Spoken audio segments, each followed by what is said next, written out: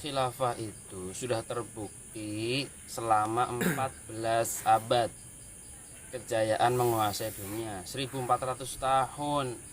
Kalau misalnya kalian merasa bahwa sistem khilafah bagus, kenapa di Timur Tengah tidak memilih itu?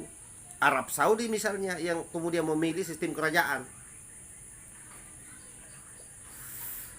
Jadi inilah yang begini-begini ini menyesatkan masyarakat yang waras tidak boleh mengalah terhadap mereka para pencoleng-pencoleng agama yang menjadikan agama sebagai alat politik.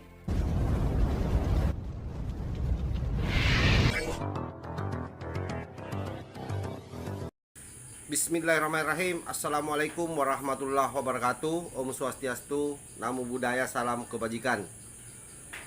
Sahabat-sahabat Tol Langit 9 yang saya hormati dan saya muliakan dimanapun juga berada. Ada video beredar di TikTok dan itu lagi viral, bagaimana mengulur-ulurkan kejayaan khilafah selama 1400 tahun, mulai dari zaman Khalifah Abu Bakar Siddiq sampai pada kekhalifahan Turki Utsmani yang kemudian pada tahun 1924 ditumbangkan oleh Kemal Atatürk. Secara umum saya kira pengetahuan sejarah itu penting, bahwa memang Khalifah ini pernah berjaya di masanya. Tetapi penting juga diungkap bagaimana sejarah sahabat-sahabat Nabi Muhammad Sallallahu Alaihi Wasallam kemudian saling membunuh akibat daripada agama dibawa ke dalam sistem politik.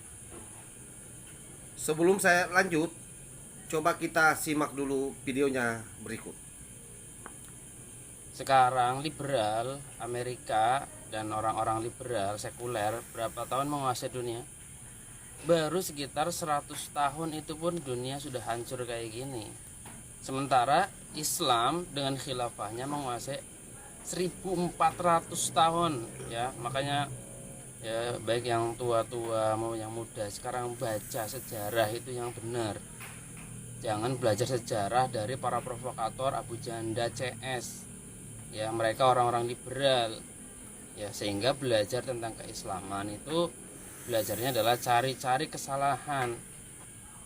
Suka tidak suka, mau tidak mau kita harus mengakui bahwasanya kekhilafahan itu telah membawa pada peradaban yang sangat gemilang di dunia ini.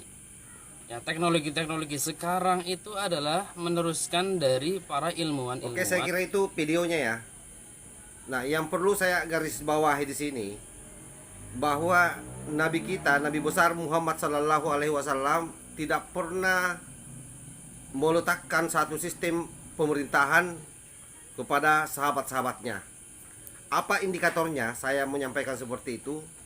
Ketika Nabi besar Muhammad Sallallahu Alaihi Wasallam meninggal atau wafat, belum selesai dikuburkan, dimakamkan, sahabat-sahabat Nabi dari kaum Ansar maupun Muhajirin itu kemudian berdebat hebat terkait soal siapa penerus Nabi besar Muhammad Sallallahu Alaihi Wasallam. Bahkan di antara mereka ada salah seorang sahabat Nabi yang tidak berbaiat kepada Abu Bakar Siddiq. Nah, itu artinya apa? Bahwa Nabi kita, Nabi besar Muhammad Sallallahu Alaihi Wasallam tidak pernah mempatenkan sebuah sistem pemerintahan. Karena kalau juga kita merujuk bagaimana Nabi besar Muhammad Sallallahu Alaihi Wasallam masih hidup di Madinah dan membangun sebuah negara, itu juga dia membangun negara bukan negara Islam, tetapi istilahnya negara Madinah yang kemudian diikat dalam piagam Madinah. Nah, alhasil dalam proses kekhalifahan ini berjalan, setelah Khalifah Abu Bakar Siddiq diganti oleh Umar bin Khattab, Umar bin Khattab kemudian pada akhirnya juga meninggal. Sekalipun meninggalnya itu dibunuh oleh orang Majusi. Tetapi al-ihwal kita tidak tahu siapa yang menggerakkan ini orang Majusi. Karena itulah tadi yang saya sampaikan, bahwa berbahayanya kalau agama diseret-seret masuk dalam wilayah politik. Dan itu yang terjadi. Begitu Khalifah Umar meninggal, selanjutnya kemudian terpilihlah Utsman bin Affan menjadi khalifah. Utsman bin Affan juga terbunuh. Dan itu dibunuh oleh orang Islam sendiri. Adalah sahabat Nabi yang juga hidup di semasa dengan Nabi kita, Nabi besar Muhammad sallallahu alaihi wasallam. Hingga kematian Utsman bin Affan ini itu yang sangat tragis, karena dalam sejarahnya itu dituduh korupsi, lalu kemudian dikepung oleh para pemuda-pemuda Islam waktu itu sampai 40 hari 40 malam. Dan kemudian pada saat selesai salat Lail dan membaca ayat suci Al-Quran, itu kemudian ditikam. Nah, yang melakukan itu siapa kalau bukan sesamanya? Ini karena politik. Lalu terpilihlah Ali bin Abi Thalib.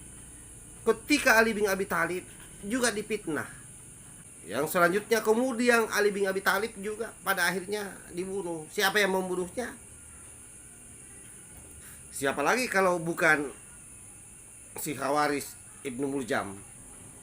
Dianggapnya karena Ali bin Abi Thalib mengambil keputusan damai melalui proses musyawarah, dan menurut dia musyawarah itu tidak ada di dalam Al-Quran.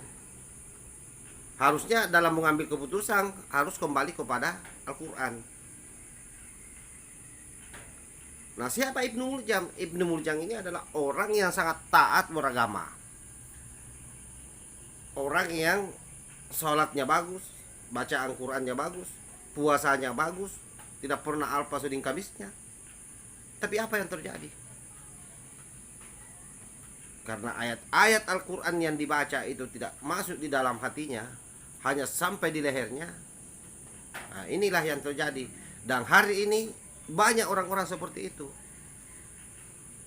seperti yang ada di video ini, membabi buta cara memahami soal sejarah. Padahal sebenarnya mereka-mereka ini yang selalu meneriakkan khilafah, ini kan sumbernya dari Timur Tengah. Mereka-mereka yang kehilangan panggung di sana, yang kemudian mengangkat isu khilafah ini sebagai sebuah sistem pemerintahan yang ideal. Padahal adalah orang-orang kalah dalam konteks politik. Karena faktanya itu tadi yang saya sampaikan lebih awal, Nabi sendiri tidak pernah sama sekali menetapkan sebuah sistem pemerintahan. Karena sistem pemerintahan itu buatan manusia. Karena itu hari ini ketika kita menganut misalnya sistem demokrasi, Pancasila, itu adalah kesepakatan kita bersama yang tidak boleh lagi diganggu gugat. Kalau misalnya kalian merasa bahwa sistem khilafah bagus, kenapa di Timur Tengah tidak memilih itu? Arab Saudi misalnya yang kemudian memilih sistem kerajaan. Jadi inilah yang begini-begini ini menyesatkan masyarakat, terutama masyarakat yang baru belajar agama Islam. Ya, kalau saran saya memang harus banyak belajar sejarah. Kenapa? Karena sejarah akan menentukan bagaimana kita berpikir soal situasi yang kita hadapi hari ini. Apa yang disampaikan di dalam video tadi itu menyesatkan sekali. Yang menjadikan seolah-olah sistem khilafah ini sebuah sistem yang ideal yang bisa menyelesaikan masalah. Anda jangan merendahkan Tuhan. Tidak mungkin misalnya Tuhan menginginkan sebuah sistem di mana umatnya saling membantai.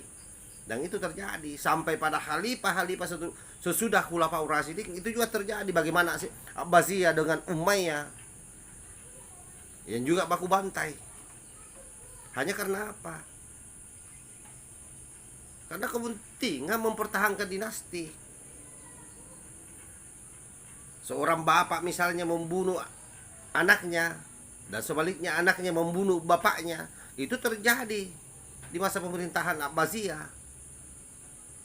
Jadi kalian jangan menyanyikan sesuatu yang sesuatu itu keliru. kalau kalian ke Blinger mendirikan khilafah, silahkan ke Timur Tengah sana. Sekalipun faktanya Timur Tengah juga sampai hari ini sudah tidak ada yang mau memberlakukan sistem khilafah itu. Lalu Anda mau bawa-bawa masuk di Indonesia. Makanya saya mohon kepada seluruh masyarakat Indonesia untuk melek soal sejarah. Mari kita belajar secara bersama-sama.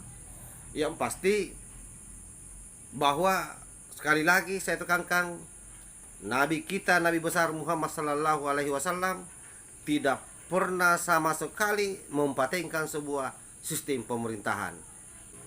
Saya kira itu yang saya sampaikan. Mohon maaf kalau ada hal-hal yang tidak berkesan. Semoga ini menjadi manfaat buat kita semua. Wallahul muwaffiq ila aqwamit thariq. Wassalamualaikum warahmatullahi wabarakatuh.